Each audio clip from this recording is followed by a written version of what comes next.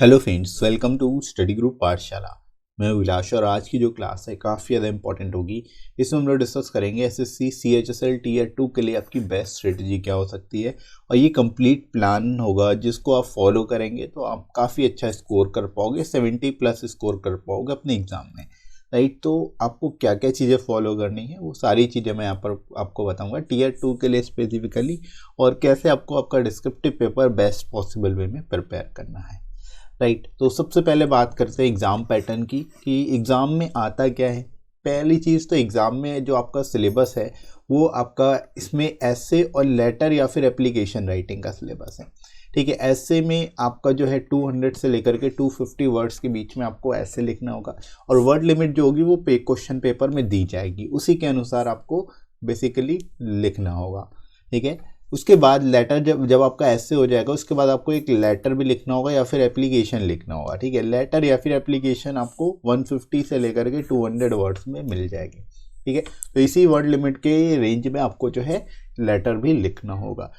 इसके लिए जो टोटल टाइम मिलेगा आपको ऐसे प्लस लेटर के लिए टोटल जो टाइम मिलेगा वो आपको 60 मिनट मिलेंगे, यानी 1 आवर का टोटल टाइम मिलेगा, 1 घंटे का टाइम मिलेगा, राइट दोस्तों। और इसके लिए जो क्वालिफाइंग मार्क्स हैं वो आपके 33 हैं, यानी आपको 33 मार्क्स मिनिमम लेके आने हैं तभी आप टीयर 2 क्वालिफाई कर पाओगे, ठीक है। और ये नॉर्मली आ जाते हैं, बहुत आसानी से आ जाते हैं, तो नॉट अ बिग डील, ठीक है। तो आपको फोकस करना है ऐसे और लेटर या फिर एप्लीकेशन पे, ठीक है। एप्लीकेशन भी आ सकती है, हालांकि जो फॉर्मेट रहता है उसमें थोड़ा सा वेरिएशन होता है, बाकी जो चीज़ें हैं जैसे लेटर में लिखा जाता है वैसे ही एप्लीकेशन में भी लिखा जाता है। और मैं इस सीरीज़ के अंतर्गत मैं आपको करा रहा हूँ, साथ में प्रेसिक्स भी करा रहा हूँ, ताकि अगर इन केस पूछ लिया जाए तो आप कर लो उसको आसानी से, ठीक है। तो इनको आप अच्छे से बेसिकली वॉच कर सकते हो। अब बात करते हैं हम लोग यहाँ पर फॉर्मेट की। जो फॉर्मेट है आपका, सबसे पहले फॉर्मल लेटर का फॉर्मेट और इनफॉर्मल दोनों का मैं आपको बताऊंगा, और फॉर्मेट के भी आपको मार्क्स मिलते हैं, राइट। तो आपको फॉर्मेट पता होना चाहिए, और ये फॉर्मेट जो है आप लोग नोट कर लेना सभी लोग। सबसे पहले आपको सेंडर्स एड्रेस लिखना होता है विद इन 3 लाइन्स, ठीक है। सेंडर्स एड्रेस जो आप लिख लोगे उसके बाद आपको डेट लिखनी होती है, जो भी डेट होगी इस फॉर्मेट में आप लिखोगे, ठीक है। उसके बाद रिसीवर्स एड्रेस लिखना होता है, उसके बाद सैल्यूटेशन में सर या मैडम करके स्टार्ट कर सकते हैं आप, रिस्पेक्टेड सर या रिस्पेक्टेड मैडम, राइट। उसके बाद आपको सब्जेक्ट लिखना होता है फॉर्मल लेटर में, जो इस भी सब्जेक्ट पर आपको दिया होता है लेटर लिखने का, या जो भी इशू होता है उसको लेकर के वो आपका सब्जेक्ट होता है, ठीक है। उसके बाद आपको जो उसके अंदर मैटर लिखना होता है वो पूरा बॉडी सेक्शन के अंतर्गत आता है, जिसको आप बेसिकली 3 सेक्शन में डिवाइड करते हो, इंट्रो, बॉडी और कंक्लूजन में, राइट। और ये कंप्लीट करने के बाद लास्ट में एंडिंग पैरा में आप योर्स ट्रूली या योर्स ट्रूथफुली लिख सकते हो, या फिर योर सिंसियरली लिख के नेम अपना लिख सकते हो। जो भी आपको अपना नेम दिया होगा वही नेम आप लिखोगे, ठीक है। तो ये फॉर्मल लेटर का फॉर्मेट होता है। इसी तरह से इनफॉर्मल की अगर बात करें तो इनफॉर्मल में भी सेंडर्स एड्रेस सबसे पहले आपको लिखना होता है 3 लाइन के अंतर्गत। उसके बाद आपको डेट लिखनी होती है, जो भी डेट है आप इस फॉर्मेट में लिख सकते हो। उसके बाद सैल्यूटेशन में आता है, जो भी रिलेटिव के बारे में आपको लिखना है, आपको ब्रदर सिस्टर जिसके बारे में ही लिखना है तो डियर ब्रदर या डियर रिलेटिव करके आप लिख सकते हो, ठीक है। उसके बाद जो बॉडी सेक्शन में पूरा आपको लिखना होता है वो इंट्रोडक्शन, बॉडी, कंक्लूजन 3 सेक्शन में आप लिखोगे, और उसके बाद योस्ट लविंगली करके आपको जो भी नाम दिया होगा वो आप नाम लिख लोगे, ठीक है। तो ये बेसिकली फॉर्मेट होता है लेटर का, तो ये आप लोग याद रखो, फॉर्मल इनफॉर्मल दोनों का ही आपको याद रखना है, राइट दोस्तों। इसके बाद अब आपको एग्जाम में लिखना कैसे होता है ये भी समझ लो। जैसे आपको लिखना है गोविंद नगर नई दिल्ली और पिन कोड डालना है, तो आपको गोविंद अलग लिखना होगा और नगर अलग लिखना होगा, ठीक है। यानी ब्लॉक वाइज आपको लिखना होगा, 1 ब्लॉक में एक शब्द लिखना होगा, ठीक है। एक ब्लॉक में एक शब्द करके लिखोगे इस तरह से जैसे इसमें लिखा हुआ है। ये फॉर्मेट मैंने आपको दिखा दिया ताकि आप समझ जाओ। इस तरह से पूरा आपका फॉर्मेट चलेगा, कहाँ पर कॉमा लगाना है कहाँ पर नहीं लगाना है, ये सब चीज़ें भी आप इस फॉर्मेट में देख सकते हो, ठीक है। तो इस तरह से पूरा आप लिखते जाओगे। जहाँ पे आपको पैराग्राफ चेंज करना होगा वहाँ पे सिंपली आप एक ब्लॉक छोड़ के आगे से लिखना शुरू कर दोगे, ठीक है। पूरी लाइन छोड़ने की जरूरत नहीं है, क्योंकि लास्ट में आपके स्पेस कम पड़ सकते हैं अगर आप ज़्यादा बार लाइन छोड़ोगे तो, ठीक है। तो पैराग्राफ अगर आपको चेंज करना है सिंपली 1 ब्लॉक छोड़ो, उसके आगे से लिखना शुरू कर सकते हो, राइट। इसके बाद बात आती है स्ट्रेटजी। अब आपको क्या क्या चीज़ें फॉलो करनी है एग्ज़ाम में, ताकि आपको पहले से बेसिकली कुछ चीज़ें आपको तैयार करते रहना है। एक स्ट्रेटजी क्या होनी चाहिए आपकी, ताकि आप डिस्क्रिप्टिव में बेटर स्कोर कर पाओ। तो ऐसे के लिए आपको क्या बेटर स्ट्रेटजी होनी चाहिए कि आपको न्यूज़पेपर रीड करना है, ठीक है। आपको एक न्यूज़पेपर जो भी आपका मन पसंद हो, जो भी आपको पढ़ना पसंद हो, कोई ज़रूरी नहीं आप द हिंदू आप पढ़ो, जो भी आपको अच्छा लगता है, चाहे वो हिंदी में आप पेपर दे रहे हो या फिर इंग्लिश में, अपने हिसाब से जो भी आपको न्यूज़पेपर ठीक लगता है आप उसको पढ़ सकते हो, ठीक है। उससे क्या होगा, आपको करंट इश्यूज़ के बारे में पता होगा, ठीक है। जो सेकंड पॉइंट है, keep updated with current issues. जो करंट इश्यूज़ चल रहे होंगे, जो नेशनल इंपॉर्टेंस के बेसिकली जो इश्यूज़ हैं, उन पर आपको थोड़ा सा फोकस करना है, क्योंकि वैसे ही टॉपिक्स जो है आपसे पूछे जा सकते हैं, ठीक है। तो न्यूज़पेपर पढ़ने का फ़ायदा होगा कि आपको पता रहेगा कि कौन कौन सी चीज़ें जो है इस समय न्यूज़ में चल रही हैं, और उस पे आपसे टॉपिक अगर पूछा जाएगा तो आप उसमें थोड़ा बहुत अपने हिसाब से लिख पाओगे, क्योंकि आपने पढ़ा होगा थोड़ा बहुत उसके बारे में न्यूज़पेपर में, ठीक है। उसके बाद आपको फॉर्मेट पे थोड़ा सा ध्यान देना है। जो आपका ऐसे का फॉर्मेट होता है वो सिंपली आपको लिखते चले जाना होता है, लेकिन बेसिकली आपको इंट्रो, बॉडी और कंक्लूजन 3 सेक्शन में बेसिकली डिवाइड करना होता है अपने ऐसे को, ठीक है। और इसी सीक्वेंस में आपको लिखना होता है। अब इंट्रो को लिखने के बाद आप एक पैरा छोड़, एक बेसिकली ब्लॉक छोड़ के अगले से स्टार्ट कर देते हो बॉडी, और फिर कंक्लूजन आखिरी में एक पैरा में दिखा देते हो। तो इस तरह से आप यहाँ पर लिख सकते हो। इसका फॉर्मेट आपको थोड़ा सा ध्यान रखना पड़ेगा, ठीक है। बाकी सिंपली आप लिखना जाओ, पूरा लिखते चले जाओगे, लेकिन अगर आप सेक्शन वाइज लिखोगे तो थोड़ा बेटर लगता है, ठीक है। और इससे मार्क्स आपको ज़्यादा मिलेंगे, राइट। और उसके बाद सबसे इम्पॉर्टेंट बात आती है प्रैक्टिस।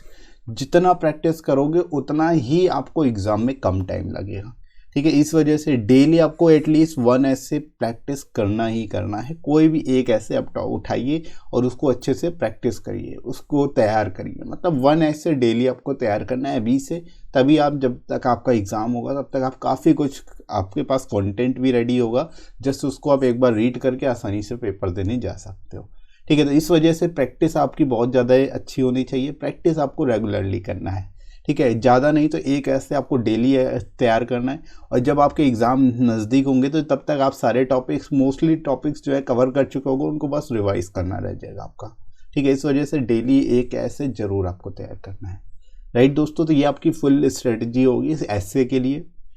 अब बात करते हैं लेटर की। इसके अब साथ ही साथ कुछ चीज़ें और भी होती है, जैसे ऐसे में, जैसे ये आपका प्रीवियस ईयर का यहाँ पर मार्क्स किस बेसिस पे मिलते हैं वो मैं आपको थोड़ा सा बताना चाहूँगा। जैसे आपको ये पेपर जो ये पिछले स्वच्छ भारत मिशन के बेसिस पे जैसे 250 वर्ड्स का था, इसके लिए 50 मार्क्स इसके दिए गए थे, ठीक है। तो इसमें मार्किंग कैसे की गई थी, मार्किंग इवैल्यूएशन कैसे किया गया था। आपको जो भी टॉपिक दिया जाएगा मार्किंग जो होगी इसी फॉर्मेट में होगी। तो ये थोड़ा सा आप समझ लें कि इसमें क्या क्या चीज़ें, किन किन चीज़ों का आपको ध्यान रखना है। जैसे क्लैरिटी ऑफ एक्सप्रेशन, इसके लिए आपको 5 मार्क्स मिलते हैं।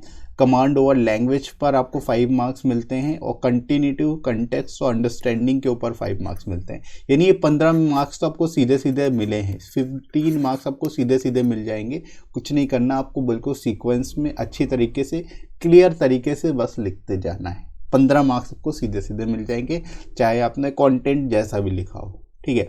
उसके बाद कंटेंट की बात करते हैं, तो कब लॉन्च हुआ, किसने किया, किसके द्वारा किया गया, ऑब्जेक्टिव्स, गोल्स, नोडल मिनिस्ट्री कौन सी है, उसके आपको 5 मार्क्स मिल जाते हैं, ठीक है। उसके बाद ऑब्जेक्टिव्स जो आप लिखते हो उसके 5 मार्क्स मिल जाते हैं आपको, 5 मार्क्स, अराउंड 10 मार्क्स मिल जाते हैं। कंपोनेंट्स उससे रिलेटेड जो हैं उसके आपको 10 मार्क्स यहाँ पर मिल जाते हैं, जो भी टॉपिक आपसे पूछा जा रहा है, ठीक है। इस सभी के बारे में बात कर रहे हैं हम लोग। और उसके बाद स्ट्रेंथ एंड वीकनेस अगर आप बता देते हो तो 4 मार्क्स उसके आपको मिल जाएंगे। सजेशंस जो देते हो, सजेशन देना बहुत ज़रूरी है, सजेशंस से आपको 6 मार्क्स मिल जाते हैं, ठीक है। तो यहाँ पे भी 10 मार्क्स अराउंड जो है आपको सिंपली मिल जाते हैं, राइट। तो इस तरह से यहाँ पर इवेलुएट किया जाता है। इसको थोड़ा सा आप लोग माइंड में रखेंगे कैसे इवेलुएशन होता है, ठीक है। तभी आप एग्ज़ाम में अच्छे से लिख पाओगे, क्योंकि ऑब्जेक्टिव, कंपोनेंट, सजेशन और वीकनेस, इन सब चीज़ों से मिलकर एक बड़ा पोर्शन बनता है। यानी 40 मार्क्स अराउंड जो है, 35 to 40 मार्क्स आपका इसी से बन रहा है, ठीक है। तो सिंपली अगर इन चीज़ों को आप ध्यान रखते हो, फॉर्मेट का ध्यान रखते हो, 15 नंबर तो आपको सीधे सीधे मिल जाएंगे। बाकी ऑब्जेक्टिव्स वगैरह लिख दिए, कंपोनेंट लिख दिए, स्ट्रेंथ एंड वीकनेस लिख दी, तो इसके आपको काफ़ी अच्छा स्कोर आप कर पाओ, ठीक है। तो इन चीज़ों का थोड़ा सा आपको ध्यान रखना होगा, ठीक है। इसके अलावा आपको 10% वर्ड लिमिट मिलती है, 10% अलाउड होती है, प्लस माइनस कर सकते हो, ठीक है। यानी अगर 250 वर्ड्स का है तो 275 वर्ड्स में अगर आप लिखते हो तो आपका चलेगा, आपका जांचा जाएगा, आपकी कॉपी जो है चेक की जाएगी। लेकिन 275 से अब मान लो अगर आपने 280 वर्ड्स में लिखा तो भी आपकी कॉपी जो है 275 वर्ड्स तक ही जांची जाएगी, इसके ऊपर सब पूरा काट दिया जाएगा, ठीक है। इस वर्ड लिमिट के ऊपर जितना भी आपने एक्सेस लिखा होगा उस पूरे को काट दिया जाएगा। इसलिए आप लोग ध्यान रखेंगे, आपको विद इन वर्ड लिमिट सारा का सारा लिखना है। और ये भी हो सकता है कि UFM दे दिया जाए, UFM का पंगा भी हो सकता है, तो आप लोग ध्यान रखेंगे। जो विद इन वर्ड लिमिट आपको टॉपिक्स को लिखना है, वर्ड लिमिट एक्सीड बिल्कुल भी नहीं करनी है, राइट दोस्तों। इसके बाद अगर लेटर की बात करें तो लेटर जैसे पूछा गया था, performance of Indian sports meet Rio Olympics, ये पहले का ही है, लास्ट टाइम का नहीं है ये। तो इसमें वर्ड लिमिट आपको दी गई थी 200 वर्ड्स की, ऐसे ही आपको दिया जाएगा 200 वर्ड या 150 वर्ड, ठीक है। तो ये 200 वर्ड्स में आपको लिखना था। इसमें देखो लेटर फॉर्मेट, अगर केवल आप फॉर्मेट सही करते हो तो उसके सीधे सीधे 4 मार्क्स आपको मिल जाते हैं, और ये सभी को मिलेंगे क्योंकि फॉर्मेट अगर आप ध्यान से थोड़ा सा देख के जाते हो तो। इसके अलावा क्लैरिटी ऑफ एक्सप्रेशन, यानी जो भी आपने लिखा है उस वो क्लियर है, मतलब आप जो कहना चाह रहे हो, जो एक्सप्रेस करना चाह रहे हो वो सही लिख रहे हो, क्लियर लिख रहे हो। कमांड ओवर लैंग्वेज, यानी आपकी लैंग्वेज अच्छी, अगर आप हिंदी में लिख रहे हो तो हिंदी सही से लिखना है, गलतियाँ नहीं करनी है। अगर आप इंग्लिश अच्छी लिख रहे हो, इंग्लिश में लिख रहे हो तो इंग्लिश आपकी ग्रामेटिकल मिस्टेक ना हो, बाकी सारी ठीक होनी चाहिए। रीडर को, जो भी इवैल्यूएटर है उसको समझ में आना चाहिए कि आप क्या बताना चाह रहे हो, क्या लिख रहे हो। तो सीधे सीधे आप यहाँ पर देखोगे 20 नंबर आपको सीधे सीधे यहाँ पर मिल जाएंगे, कुछ आपको करने की जरूरत नहीं। फॉर्मेट के, क्लैरिटी ऑफ एक्सप्रेशन और कमांड ओवर लैंग्वेज, इसके सीधे सीधे आपको 20 मार्क्स मिल जाते हैं, ठीक है। इवैल्यूएशन यहाँ से स्टार्ट होता है, इसके बाकी के मार्क्स होते हैं, ठीक है। तो 30 नंबर का आपको इवैल्यूएशन होता है, इसमें सिंपली आपको स्ट्रेंथ एंड वीकनेस लिखनी होती है, कंपैरिजन करना होता है जो पास्ट परफॉर्मेंस है उससे, और साथ ही साथ सजेशन जो होते हैं, इंप्रूवमेंट परफॉर्मेंस इन फ्यूचर जो होगी, इसको लेकर के अगर आप दे देते हो तो इसके आपको और मार्क्स मिल जाते हैं, ठीक है। तो इस तरह से ये पूरा आपका 50 मार्क्स का हो जाता है। और आप सिंपली देख रहे हो कि 20 मार्क्स लाना कोई, ये अगर कुछ भी ना करो, बिल्कुल सिंपल था, आपको कुछ नहीं आता, उससे रिलेटेड थोड़ा बहुत भी आपने उससे रिलेट करके लिख दिया तो भी आपको 20 मार्क्स तो मिनिमम मिल ही जाएंगे, है ना। तो ये 20 मार्क्स तो सीधे सीधे आप सिक्योर कर सकते हो। बाकी 10% का यहाँ पे वर्ड लिमिट का रहता है कि आपको 20% वर्ड लिमिट अलाउड होती है, यानी कि अगर 200 वर्ड में आपको लिखना है तो 200 वर्ड का 10% 20 वर्ड, यानी 220 वर्ड तक आप एक्सीड कर सकते हो, इससे ज़्यादा नहीं कर सकते, ठीक है। तो ये चीज़ आप लोग ध्यान रखेंगे, इससे ज़्यादा अगर आप एक्सीड करते हो तो उसको इवेलुएट नहीं किया जाएगा, उसको जांचा नहीं जाएगा, राइट। तो ये फॉर्मेट का थोड़ा सा आप लोग ध्यान रखेंगे, किस बेसिस पे जो है आपको मार्क्स मिलते हैं, ये भी आप लोग याद रखना, ठीक है।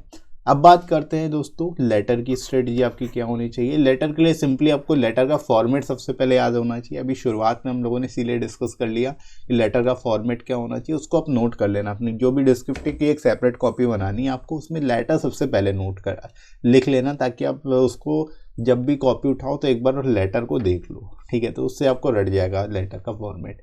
उसके बाद क्या करना है, आपको रेगुलरली डेली कम से कम एक लेटर प्रैक्टिस करना है, ठीक है। ऐसे ही एक लेटर और एक ऐसे, आपको ये दोनों रेगुलर बेसिस पे प्रैक्टिस करने हैं। और रेगुलर अगर आप ये करते हो 15 से 20 दिन तो आप हैबिचुअल हो जाओगे और आपको फिर सारी चीज़ें अपने आप दिमाग में आने लगेगी, ठीक है। आपके सबकॉन्शियस माइंड में ये चीज़ बैठ जाएगी और आपको कुछ भी टॉपिक दे दिया जाए आपका दिमाग अपने आप काम करने लगेगा, ठीक है। इस वजह से प्रैक्टिस इतनी करनी है कि वो सबकॉन्शियसली होने लगे वो चीज़, ठीक है। तो वो तभी होगी जब आप 15 से 20 दिन किसी काम को रेगुलर करोगे।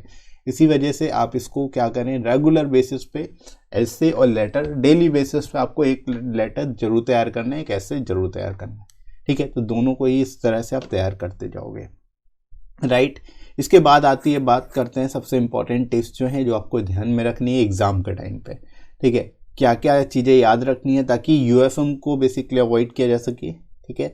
तो सबसे पहली बात तो यही कहूँगा मैं कि आपको टीयर 2 जो है लाइटली नहीं लेना, ठीक है। क्योंकि बहुत सारे एस्पिरेंट ऐसा होता है कि इस एग्ज़ाम को लाइटली ले लेते हैं और फिर अच्छा स्कोर नहीं कर पाते और फाइनली जो है डिस्क्वालीफाई हो जाते हैं एग्ज़ाम से, मेरिट लिस्ट में उनका नाम ही नहीं होता है, ठीक है। तो आपको टीयर 2 बिल्कुल भी जो है लाइटली नहीं लेना, इंपॉर्टेंट एग्ज़ाम है। और इसको क्वालिफाइंग नेचर का नहीं है, इसमें आपको क्वालिफाइंग मार्क्स भी हैं, 33 मार्क्स तो मिनिमम लाने ही लाने हैं, ठीक है। इस वजह से इस पर थोड़ा आपको फोकस करना है, राइट। इसके अलावा आप सभी को पर्सनल या फिर इमेजिनरी डिटेल्स नहीं शेयर करनी है। जो भी आपको ऐसे मिलता है या फिर लेटर मिलता है, इसमें किसी भी तरह की इमेजिनरी डिटेल्स नहीं फिल करनी है। हालांकि आप कोटेशन के फॉर्म में पर्सन्स का नाम लिख सकते हो, जैसे महात्मा गांधी जी ने कहा कि स्वच्छता के ऊपर कुछ कहा या किसी चीज़ के ऊपर कुछ कहा, तो ऐसे कोटेशन में आप नाम यूज़ कर सकते हो। ठीक है, तो कोटेशन में आपका ऐसे में बेसिकली चल जाएगा, कोई दिक्कत नहीं आएगी। लेकिन लेटर्स में स्पेसिफिकली ध्यान रखना, वहाँ पे आपको किसी भी तरह का कोई नाम नहीं लिखना, ना ही कोई पर्सनल डिटेल लिखनी है, ताकि आपको जैसे फ़ोन नंबर वगैरह लिख दिया, कोई नंबर अपनी तरफ से लिख दिया, ऐसा कुछ भी नहीं करना। कोई इमेजिनरी डिटेल अपनी तरफ से नहीं लिखनी है। ठीक है, ये चीज़ आप लोग अवॉइड करोगे। इसके अलावा आपको क्वेश्चन पेपर पे कुछ नहीं लिखना है, ये चीज़ ध्यान रखें। क्वेश्चन पेपर पे लिखने से भी आपको यूएफएम मिल सकता है। तो क्वेश्चन पेपर में चाहे आप पेन से लिख रहे हो या फिर पेंसिल से, अगर कोई भी चीज़ लिखी छूट गई आपसे तो वो फिर यूएफएम का एक कारण बन सकती है। इस वजह से आप लोग क्वेश्चन पेपर पे कुछ भी नहीं लिखना। ठीक है, जहाँ तक हो सके बिल्कुल भी मत लिखना। ये भी सोच के मत लिखना कि बाद में इरेज कर दूंगा। अगर आप गलती से भूल गए इरेज करना तो आपको यूएफएम मिल सकता है। ठीक है, तो ध्यान रखेंगे सभी, यूएफएम के कारण जो है आपको क्वेश्चन पेपर पर कुछ नहीं लिखना है। राइट। इसके बाद बात करते हैं वर्ड लिमिट की। आपको वर्ड लिमिट बिल्कुल भी एक्सीड नहीं करनी, क्योंकि ये भी एक यूएफएम का कारण बन सकता है। ठीक है, तो एक्सीड ना हो, आपको इस चीज़ का ध्यान रखना। आपको जब आप पैसे या लेटर लिखोगे तो थोड़ा सा आप काउंटिंग करते हुए चलना ब्लॉक्स की, तो आपको पता रहेगा कि आप कितने वर्ड्स में लिख रहे हो। और एक काम ये कर सकते हो कि जैसे जो भी ब्लॉक्स हैं आपको पता रहेंगे इतने इतने ब्लॉक्स हैं, तो वो आप पहले से काउंट करके फिर उसको क्या कर सकते हो, टिक कर सकते हो कि यहाँ पर मेरी वर्ड लिमिट कंप्लीट हो रही है। तो वो आपने टिक कर लिया तो पूरा आप यहाँ पर लिख लोगे, और यहाँ पर जब आओगे तो आपको समझ में आ जाएगा कि मेरे को इसी ब्लॉक तक लिखना है, इसके बाहर नहीं जानी चाहिए। तो ये थोड़ा सा आप कर सकते हो और निश्चिंत होकर आसानी से लिख सकते हो, क्योंकि बार बार आप काउंट तो करोगे नहीं कितने वर्ड हुए। तो सिंपल सा तरीका यही है कि जो आप ब्लॉक्स को अपनी वर्ड लिमिट के हिसाब से पहले से काउंट करके टिक लगा दो। ठीक है, टिक लगा दो या पॉइंट लगा दो, तो आपको याद रहेगा कि हाँ यहाँ तक मेरे को करना है। ठीक है, हल्का सा टिक लगा लेना है ताकि उसी में आप कुछ लिख सको। ठीक है, बिल्कुल ऐसा नहीं करना कि आपने ब्लॉक में को ऐसे करके कोई मार्क्स वगैरह लगा दिए, मार्क्स वगैरह नहीं लगाना है, जस्ट पॉइंट लगा देना है, ताकि आप जस्ट ध्यान रहे आपको कि यहाँ तक ये वर्ड लिमिट हमें यहाँ तक ही रखनी है, इससे ज़्यादा नहीं बढ़ानी है। ठीक है, इससे क्या होगा कि आपको पता भी रहेगा कि आपको कितना लिखना है और आप अच्छा कंटेंट लिख पाओगे। ठीक है, क्योंकि अगर आप बिना सोचे समझे लिखोगे तो जो आपके मन में आ रहा होगा वो लिखते चले जाओगे, और फिर बाद में देखोगे वर्ड लिमिट एक्सीड हो रही है, फिर आप जो चीज़ें बची हुई है वो लिख ही नहीं पाओगे। इस वजह से सबसे अच्छा तरीका ये है कि आप पहले से ही ब्लॉक्स को काउंट करके रखो, जहाँ तक आपकी वर्ड लिमिट है वहाँ तक आप टिक कर लो उसको, उसी हिसाब से फिर अपना लिखना शुरू करो। अगर बीच में कुछ ब्लॉक्स आप छोड़ रहे हो तो वो ब्लॉक्स आप आगे बढ़ा सकते हो। ठीक है, जैसे यहाँ टिक लगा, आपने देखा कि पीछे 4 ब्लॉक या 6 ब्लॉक छूटे, तो 6 ब्लॉक और आगे के आप लिख सकते हो। इस तरह से आप इस एग्ज़ाम में करोगे तो ये काफ़ी बेनिफिशियल रहेगा। राइट, और मैंने भी इसी तरह से एग्ज़ाम दिया था 2018 का CGL, इसमें बेसिकली मैंने इसी तरह से किया था। ठीक है, तो आप लोग इसको थोड़ा सा ध्यान रखेंगे। इसके अलावा देखो, ब्लॉक शीट में आपको प्रैक्टिस करनी है, जितना ज़्यादा हो सके ब्लॉक शीट में ही प्रैक्टिस करो। ब्लॉक शीट में प्रैक्टिस करने से होगा कि आपको वर्ड लिमिट का भी ध्यान रहेगा और आपको एग्ज़ाम में ब्लॉक्स में लिखना कैसे ये भी क्लियर हो जाएगा। ठीक है, तो प्रैक्टिस जो भी करनी है आपको वर्ड लिमिट में करें, साथ ही साथ ब्लॉक शीट में करें, जो कि आप सभी के लिए हेल्पफुल होगी। एग्ज़ाम में एक्चुअल एग्ज़ाम एक्सपीरियंस मिलेगा आपको ब्लॉक शीट में करने से। ठीक है, तो इस चीज़ को आप लोग ध्यान रख सकते हो। राइट दोस्तों, अब बात करते हैं बुक्स की कि कौन सी बुक्स आपके पास होनी चाहिए। अगर आपके पास कोई भी बुक नहीं है CHSL के लिए स्पेसिफिकली, तो आप इन बुक्स को ले सकते हो, जिनमें आपको विद इन वर्ड लिमिट सारे के सारे टॉपिक्स मिलेंगे। क्योंकि नॉर्मली मार्केट्स में जो बुक्स अवेलेबल हैं वो विद इन वर्ड लिमिट नहीं है, वो सभी वर्ड लिमिट को काफ़ी ज़्यादा एक्सीड करती है, और लेटेस्ट कंटेंट भी नहीं होता उनमें ज़्यादातर बुक्स में। तो इस ड्रॉबैक को दूर करने के लिए आप इन बुक्स को ले सकते हो, जिनमें आपको सारा का सारा कंटेंट लेटेस्ट पैटर्न पर मिलेगा। ऐसे हो, लेटर हो, सब कुछ आपको विद इन वर्ड लिमिट मिलेगा, और 70+ टॉपिक्स यहाँ पर आप कवर कर सकते हो, इन बुक्स में आपको प्रोवाइड किया गया है। ठीक है, और ऐसे लेटर दोनों ही आपको सिंगल बुक में मिल जाएगा, क्योंकि मोस्टली जो है बुक्स में ऐसे की अलग बुक आपको मिलती है और लेटर्स की अलग मिलती है। तो आपको डबल खर्चा करने की ज़रूरत नहीं है, सिंगल बुक ले लो, दोनों को ही आप इस सिंगल बुक से तैयार कर सकते हो, और सफिशिएंट बेस्ट क्वालिटी कंटेंट होगा, तो कंटेंट की भी आपको दिक्कत नहीं होगी, और लोएस्ट कॉस्ट में बुक आपको मिल जाएगी, एडिशनल 30% डिस्काउंट भी मिल जाएगा। तो डिस्क्रिप्शन में दोस्तों लिंक दिया गया है इस बुक का, तो आप जाके ले सकते हो इसको अपने CHSL एग्ज़ाम के लिए, ठीक है, और अपनी तैयारी अच्छे से कर सकते हो। आपको हिंदी इंग्लिश दोनों में ही बुक मिल जाएगी, दोनों का ही लिंक आपको डिस्क्रिप्शन में दिया गया है, वहाँ से जाके आप डिस्काउंटेड रेट्स पे इन बुक्स को ले सकते हो। राइट दोस्तों, तो आई होप आज का वीडियो आप सभी के लिए काफ़ी ज़्यादा मददगार साबित हुआ होगा, हेल्पफुल साबित हुआ होगा। इसके साथ ही साथ आप लोग टेलीग्राम चैनल को जरूर ज्वाइन कर लेना, इस पर आपको सारी इंपॉर्टेंट PDFs मिल जाएंगी और साथ ही साथ क्लासेस की नोटिफिकेशन भी मिल जाएगी ताकि आपकी कोई भी क्लास मिस ना हो, ठीक है। और आप ज्वाइन कर सकते हो स्टडी ग्रुप पाठशाला टेलीग्राम चैनल, जस्ट सर्च करके टेलीग्राम पर, और इसका लिंक मैं आपको डिस्क्रिप्शन में और साथ ही साथ कमेंट सेक्शन में पिन कर दूंगा, वहाँ से जाके आप डायरेक्ट ज्वाइन कर सकते हो। राइट दोस्तों, और ये वीडियो आपको कैसा लगा कमेंट करके ज़रूर बताइएगा। वीडियो हेल्पफुल लगा हो तो लाइक करिएगा, इस वीडियो को शेयर करिएगा अपने सभी दोस्तों में, और सब्सक्राइब कर लीजिए इस चैनल को अगर आप में से कोई नया है तो। राइट फ्रेंड्स, तो अभी के लिए इतना ही, नेक्स्ट मिलते हैं अगली क्लास में। Thanks for watching.